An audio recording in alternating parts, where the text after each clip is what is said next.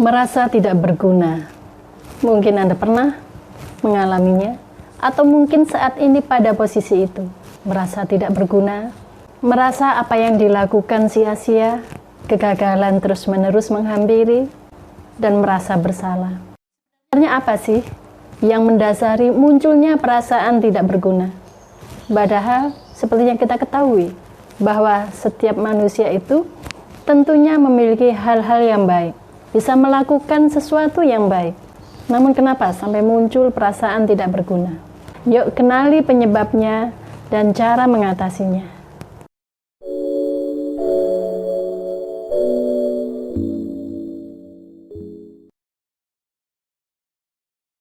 Biasanya terus-menerus memikirkan tentang kegagalan.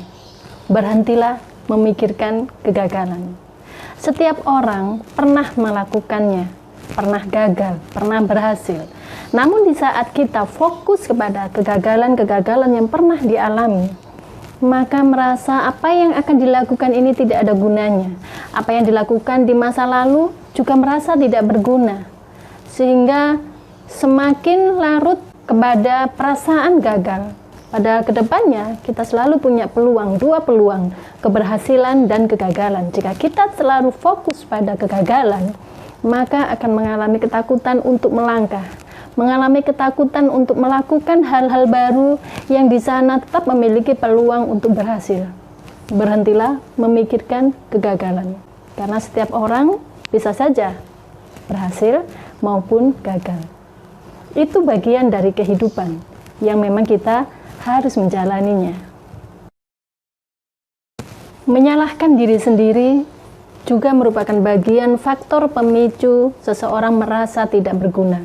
Seperti yang saya sampaikan tadi, setiap orang bisa saja berhasil dan gagal. Itu bagian dari kehidupan. Jika Anda merasa pernah melakukan sesuatu, pernah melakukan kesalahan, maafkan diri Anda. Karena kita manusia, maafkan diri Anda. Terima apa yang pernah terjadi yang membuat Anda mungkin tidak puas, membuat Anda kecewa atau mengecewakan keluarga, rekanan, atau orang tua. Maafkan diri Anda atas kejadian tersebut. Maafkan diri Anda.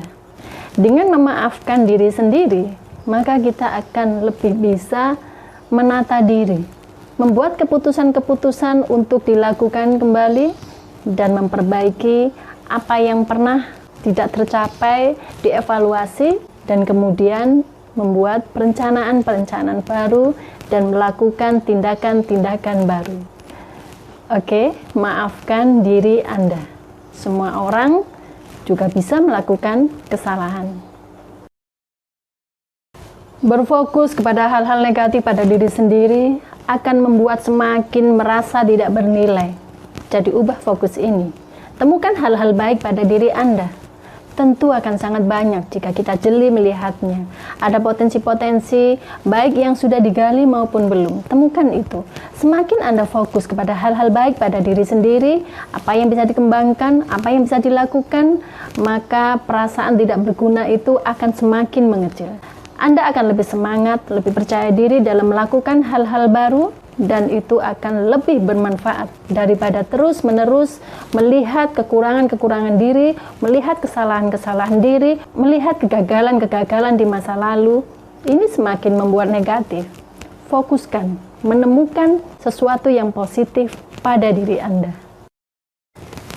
Mendekatlah kepada orang-orang yang bisa mensupport Anda, yang bisa memberikan dukungan saat Anda melakukan hal-hal baik.